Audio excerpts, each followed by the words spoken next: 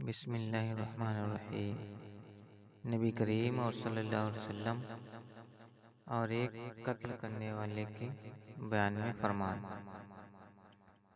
حشام نے قدادہ سے، انہوں نے ابو سعید صدیق سے، انہوں نے حضرت ابو سعید خدری رضی اللہ تعالیٰ عنہ سے روایت کی، کہا کہ نبی کریم صلی اللہ علیہ وسلم نے فرمایا، تم سے پہلے لوگوں میں سے ایک شخص تھا، اس نے 99 قتل کیے، پھر اس نے زمین پر بسنے والوں میں سب سے بڑے عالم کے بارے میں پوچھا کہ وہ کون ہے۔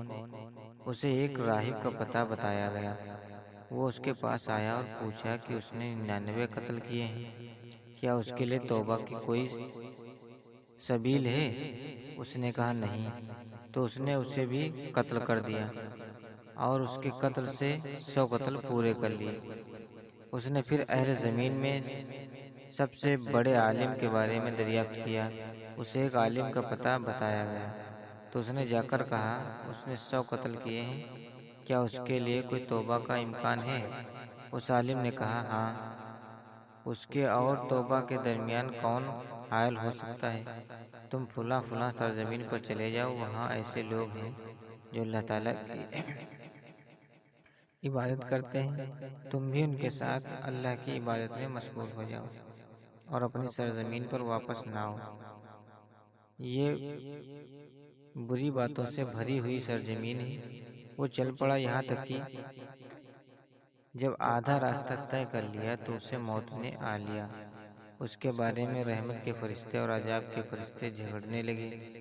رحمت کے فرشتوں نے کہا یہ شخص توبہ کرتا ہوا اپنے دل کو اللہ کی طرف متوجہ کر کے آیا تھا، اور عذاب کے فرشتوں نے کہا اس نے کبھی نیکی کا کوئی کام نہیں کیا۔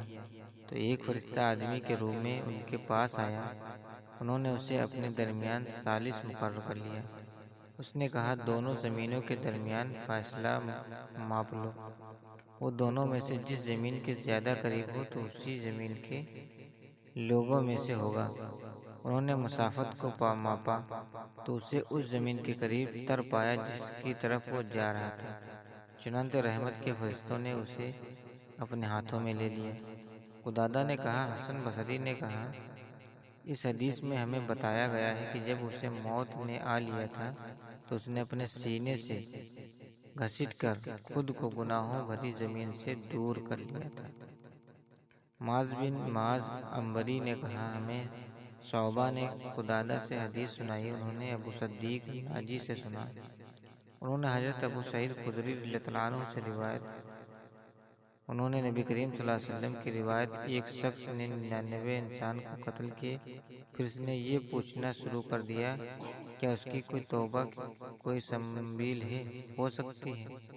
وہ ایک راہب کے پاس آیا، اس سے پوچھا تو اس نے جواب دیا تیرے لیے کوئی توبہ نہیں۔ اس نے اس راہب کو بھی قتل کر دیا۔ اس کے بعد اس نے پھر سے توبہ کے متعلق پوچھنا شروع کر دیا، پھر ایک بستی سے دوسری بستی کی طرف نکل پڑا جس میں نیک لوگ رہتے تھے، اور راستے کے کسی حصے میں تھا کہ اسے موت نے آ لیا۔